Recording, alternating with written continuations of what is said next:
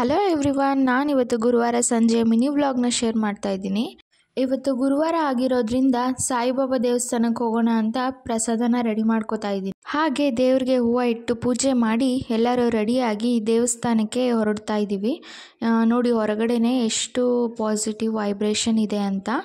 ಇಲ್ಲಿ ಬಾಬಂಗೆ ತುಂಬ ಚೆನ್ನಾಗಿ ಅಲಂಕಾರ ಮಾಡ್ತಾರೆ. ಹಾಗೆ ಉತ್ಸವ ಮೂರ್ತಿಗೂ ಪೂಜೆ ನಡೀತಾ ಇತ್ತು. ಇಲ್ಲಿ ನಮ್ದೇನು ಕೋರಿಕೆ ಇದೆ ಅದನ್ನು ಅಂದ್ಕೊಂಡು ಬಾಬಾರ ಆಶೀರ್ವಾದ ತಗೊಂಡು ಉತ್ಸವ ಮೂರ್ತಿ ಕೆಳಗೆ ಹೋದರೆ ನಮ್ಮ ಕೋರಿಕೆ ಎಲ್ಲ ನೆರವೇರುತ್ತೆ ಅಂತ ಹೇಳ್ತಾರೆ. ಅಲ್ಲಿಂದ ದೇವಸ್ಥಾನದ ಒಳಗಡೆ ಬಂದ್ವಿ. ಹಾಗೆ ಸಾಯಿಬಾಬಾರ ಪಾದಕ್ಕೆ ನಮಸ್ಕರಿಸಿ ಎಲ್ಲರೂ ಆಶೀರ್ವಾದ ತಗೊಂಡ್ವಿ. ಈ ದೇವಸ್ಥಾನದಲ್ಲಿ ಯಾವಾಗಲೂ ತುಂಬ ಜನ ಸೇರಿರ್ತಾರೆ.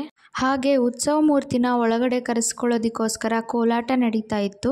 ಬಾಬಾರ ದೇವಸ್ಥಾನಕ್ಕೆ ಪ್ರತಿ ಗುರುವಾರ ಹೋಗೋದ್ರಿಂದ ಮನಸ್ಸಿಗೇನು ನೆಮ್ಮದಿ, ಶಾಂತಿ ಸಿಗುತ್ತೆ. ಹಾಗೆ ಇದಾಗಿತ್ತು ನನ್ನ ಯೂಟ್ಯೂಬ್ನ ಫಸ್ಟ್ ಮಿನಿ ವ್ಲಾಗ್. ಹೀಗೆ ಸಪೋರ್ಟ್ ಮಾಡಿ. Thank you.